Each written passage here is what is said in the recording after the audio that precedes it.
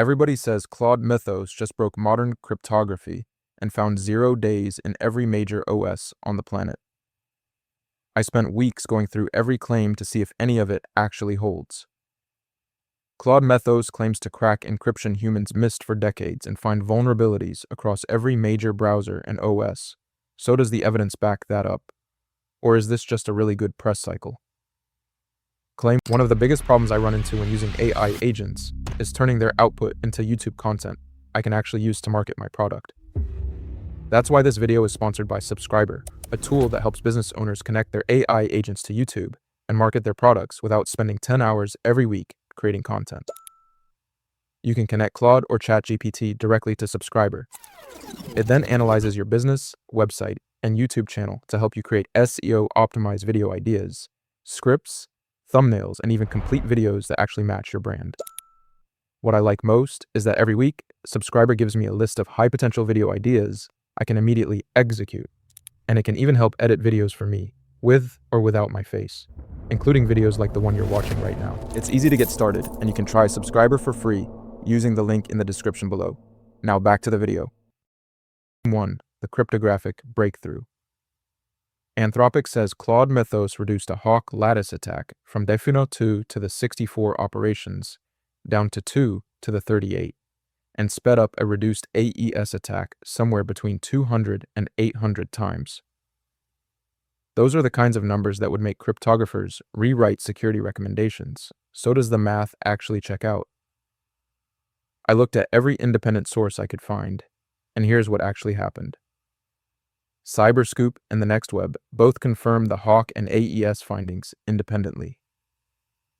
The 200 to 800 times AES speedup is real and verified. The Hawk flaw took 60 hours to find and cost around $100,000 in API compute, both vendor-sourced but independently reported. And the Mobius bridge name is pure Anthropic branding, but the underlying math checks out. Now, the caveat worth naming. These are vendor-sourced figures that independent press repeated, not independent lab replications from scratch, because the model is restricted and no one outside Anthropic ran the same attack. That said, Cyberscoop and the Next Web aren't just copying a press release, they're citing specific numbers, and those numbers are concrete enough to be credible. This charge holds up. This claim delivers. Independent press confirmed both the Hawk and AES findings, making this the most verifiable thing Claude Mythos has done. And that's one of the one claims holding up so far on the thing that matters most to anyone in security. I've been living inside these AI research announcements long enough to know when the math is real and when it's just a good press cycle. So let me know in the comments if Anthropic's transparency gap has bitten you too. Claim 2, 0-day discovery. Anthropic says Claude Mythos found vulnerabilities across every major OS and browser, including a 17-year-old remote code execution bug in FreeBSD, a 27-year-old crash in OpenBSD, and a 16-year-old flaw in FFmpeg. And if those numbers are real, that's software running in production for nearly 3 decades with a hole no human caught. So how solid is this actually? I looked at the Cloud Security Alliance community report, and those specific examples, FreeBSD, OpenBSD, FFmpeg, are concrete enough to be credible. But what I couldn't find anywhere, and this matters, is a public CVE list. No CVE numbers, no CVSS scores, no vendor-confirmed novel vulnerability table in the system card, which means the every major OS and browser claim is directionally supported, but impossible to fully verify. This claim delivers, but only directionally, because specific and plausible examples from a community report give it real weight, even though the missing CVE list keeps it from being fully locked in. And that puts us at 2 of 2 claims, holding up with an asterisk the size of a 244-page system card. Claim 3, SWE Bench number 1. Community leaderboards put Claude Mythos at 93.9% on SWE Bench Verified and 80.3% on SWE Bench Pro, both top of the chart. And for context, GPT 5.4 sits at 57.7% on Pro and Grok 4.5 at 64.7%, which are pretty big gaps, but the objection a lot of people already have is that those scores are on different benchmark versions. So is this actually a fair comparison?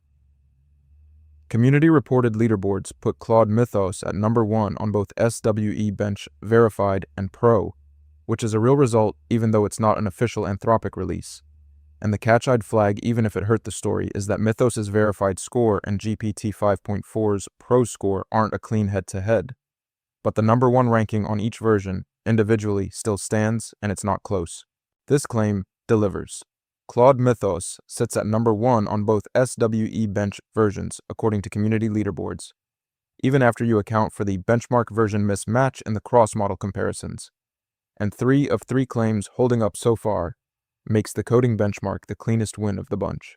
Okay, so 3 claims have held up, but the next 2 are where things get uncomfortable for Anthropic, because speed and transparency are still on the table. And if either of those falls apart, it changes whether you'd actually trust this model in a real security workflow. Claim 4, speed and practicality. The Hawk finding alone took 60 hours of compute time at roughly $100,000 in API costs. So the real question is whether Claude Mythos is actually usable. Because if you're running a security audit with a Friday deadline, a model that's painfully slow by community consensus doesn't just cost you time, it costs you the whole workflow. I couldn't find a published speed benchmark for Claude Mythos against any competitor, so what we're working with is community consensus from Hacker News, and that consensus is pretty consistent. It's painfully slow and not practical for real-time use. Anthropic positions it as a research-grade tool, which is at least honest. But that positioning also means most people in a live security context just can't use it today.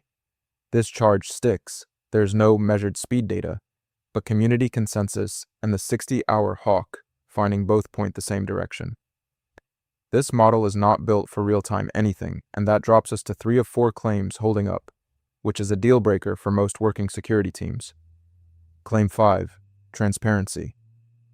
Anthropic published a 244-page system card for Claude Mythos, which sounds thorough, but a community analysis from Flying Penguin found that only 7 of those 244 pages actually cover the cybersecurity claims, with no false positive rate, no CVE list, no comparison to existing tools, and no data on how much human review you need to validate its findings. And if you're a security professional trying to trust this in production, those aren't small omissions.